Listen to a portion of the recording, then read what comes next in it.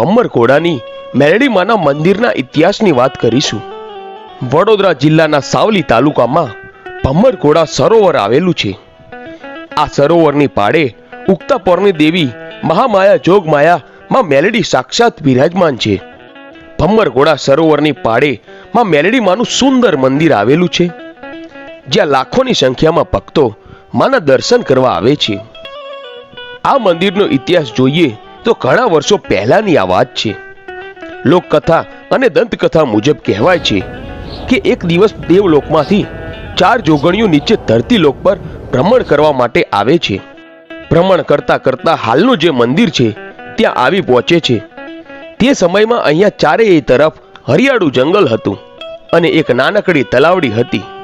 ચારેય જોગણીઓને આ જગ્યા કુંવારી અને પવિત્ર લાગી, એટલે એમણે અહીંયા મોટું સરોવર બનાવવાનો વિચાર કર્યો, જેથી આજુબાજુથી પશુ પક્ષી પાણી પી શકે। આમ ચારેય જોગણીઓએ 7 રાતની એક રાત બનાવી અને ઘોડા પર અસવાર થઈને ઘોડાના ડાબલે આખું સરોવર ખોદ્યું અને ફરતે પાડ બાંધી અને સવાર પડતા પહેલા તો ત્યાંની મહીસાગર નદીમાંથી પાણી આ સરોવરમાં ભર્યું। ઘોડા ઉપર અસવાર થઈને આ સરોવર ખોદ્યું, ત્યારથી આ સરોવરનું નામ ભમ્મરઘોડા પડ્યું। સરોવર બનાવ્યા બાદ ચારેય જોગણીઓએ પોતાના શરીરનો મેલ ઉતારીને એક પૂતળું બનાવે છે। પૂતળું બનાવ્યા બાદ ચારેય જોગણીઓ ભગવાન શંકર પાસે જાય છે અને ભગવાન શંકરને કહે છે, હે ભોળાનાથ, અમે આ પૂતળું બનાવ્યું છે, એમાં તમે પ્રાણ પૂરો। શિવજીએ આ પૂતળામાં પ્રાણ પૂર્યા। ત્યારબાદ ચારેય જોગણીઓએ પ્રગટ થયેલી દેવીને પોતાના હીરચીર સોંપી સરોવરમાં સ્નાન કરવા જાય છે અને જતા પહેલા કહેતા જાય છે કે અમારા હીરચીરની અને આ સરોવર તથા સમગ્ર પંથકની તમારે રક્ષા કરવાની છે। આમ જ્યાં સુધી ચારેય જોગણીઓ સ્નાન કરીને પાછી ન આવે ત્યાં સુધી ઉગતા પોરની દેવી માં મેલડી હીરચીરની અને સરોવર તથા સમગ્ર પંથકની રક્ષા કરે છે।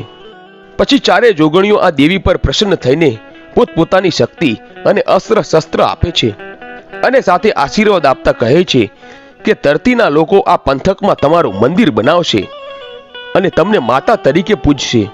આમ ઉગતા પોરની માં મેલડી કહે છે કે ભલે દેવીઓ, જ્યાં સુધી આ આકાશ અને પાતાળ રહેશે ત્યાં સુધી હું અહીંયા જ બેસીને સમગ્ર જગતનું કલ્યાણ કરીશ।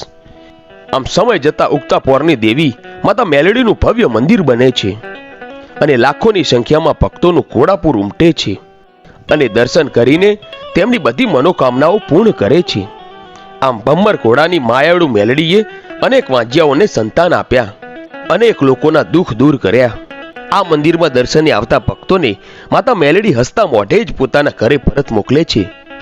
તેથી માનવામાં આવે છે કે આ મંદિરમાં કોઈ પણ ભક્ત જો સાચા મનથી માં મેલડીના દર્શન કરે તો તેની બધી જ ઈચ્છાઓ પૂર્ણ થાય છે। આ મેલડી માતાના મંદિરે જે ભક્તને સંતાન પ્રાપ્તિનું સુખ ન મળતું હોય તેવા લોકો પણ આ મંદિરે આવતા હોય છે અને માં મેલડી માતાના આશીર્વાદથી જ ભક્તોને સંતાન પ્રાપ્તિનું સુખ મળતું હોય છે। ત્યારબાદ ભક્તો મંદિરે આવીને બાળકોના ફોટા લગાવતા હોય છે અને તેમની માનતા પૂરી કરતા હોય છે। મિત્રો, આ હતો ભમ્મરઘોડાની માયાળુ મેલડીનો ઇતિહાસ।